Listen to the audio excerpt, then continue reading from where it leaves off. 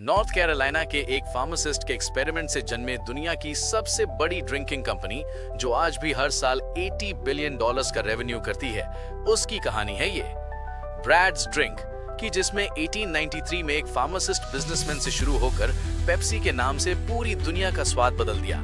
ये कहानी है पेप्सी कोला के। कहानी की शुरुआत हुई थी 1893 में। नॉर्थ कैरोलिना के एक फार्मासिस्ट और बिजनेसमैन केलिब ब्रैडहम ने अपने सोडा फाउंटेन पर एक नया ड्रिंक बनाया, जिसे उन्होंने नाम दिया ब्रैड्स ड्रिंक। इसका मकसद प्यास बुझाना नहीं था, बल्कि डाइजेशन में मदद करना था। इसलिए 1898 में इसका नाम बदलकर पेप्सी कोला रख दिया गया, जो ग्रीक शब्द पेप्सिस से लिया गया था। इसके बाद 1902 में ब्रैडहम ने पेप्सी कोला कंपनी की नींव रखी। ये थे साल 1919 में ये ड्रिंक को डेलावेयर जनरल कॉर्पोरेशन लॉ में शामिल किया गया। Survival and the great depression 1920s 1930s। लेकिन सफर इतना आसान नहीं था। वर्ल्ड वॉर 1 के बाद शुगर की बढ़ती कीमत की वजह से पेप्सी 1923 में बैंकरप्ट हो गई। ब्रैडहम को अपने कंपनी को बेचने पड़ा। उन्होंने $30,000 में क्रेवन होल्डिंग कॉर्पोरेशन को बेची थी। बाद में उसी साल क्रेवन होल्डिंग कॉर्पोरेशन से रॉय सी मैगरजिल, एक वॉल स्ट्रीट ब्रोकर, ने पेप्सी के ट्रेडमार्क और बिजनेस को $35,000 में खरीद लिया और एक नई पेप्सी कोला कॉर्पोरेशन बनाई। लेकिन 1931 में दूसरी बार बैंकरप्ट होने के बाद पेप्सी कोला को लॉफ्ट इंक, एक कैंडी कंपनी के प्रेसिडेंट चार्ली गथ ने खरीदा था। उन्होंने इस ब्रांड और इसके ट्रेडमार्क को रॉय मैगरजिल से सिर्फ $10,500 में हासिल किया। इसके बाद की कहानी काफी इंटरेस्टिंग है। चार्ल्स गथ ने शुरुआत में पेप्सी को कामयाब बनाने के लिए काफी संघर्ष किया। एक वक्त ऐसा भी आया जब उन्होंने पेप्सी को कोका कोला को बेचने का प्रपोजल दिया, लेकिन कोका कोला के अधिकारियों ने इसे खरीदने में कोई रुचि नहीं दिखाई और बिड तक नहीं लगाई।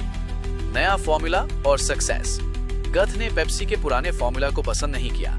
उन्होंने केमिस्ट की मदद से इसका नया फॉर्मूला बनाया और इसे बदला। 1920-1930 के ग्रेट डिप्रेशन के दौरान भी उन्होंने पेप्सी को हिट बनाने के लिए नए तरीके से स्ट्रैटेजी बनाई। उन्होंने एक बड़ा कदम उठाया, बॉटल का साइज डबल कर दिया। 12 आउंस की बॉटल 5 सेंट्स में, जबकि कोका कोला अभी भी छोटी बॉटल बेच रही थी। इससे पेप्सी की सेल्स में बहुत बढ़ोतरी हुई।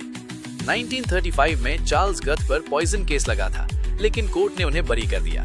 1939 तक पेप्सी का पूरा कंट्रोल लॉफ्ट इंक के शेयर होल्डर्स के हाथ में था। 1941 में पेप्सी कोला कंपनी ने अपना नाम बदलकर पेप्सी को रखा। 1965 में इस कंपनी ने फ्रीटो ले के साथ मर्जर किया और जायंट फ्रीटो ले के स्नैक्स फूड के साथ पेप्सी वजूद में आ गया। 1975 में शुरू हुआ मशहूर पेप्सी चैलेंज, जहां लोगों ने ब्लाइंड टेस्ट टेस्ट में पेप्सी को ज्यादा पसंद किया। इसने कोला वॉर्स को एक नई ऊंचाई पर पहुंचा दिया। Modern era and India. Pepsi हमेशा से यूथ का ब्रांड रहा है। माइकल जैक्सन से लेकर सलमान खान तक बड़े सेलेब्स ने इसे प्रमोट किया।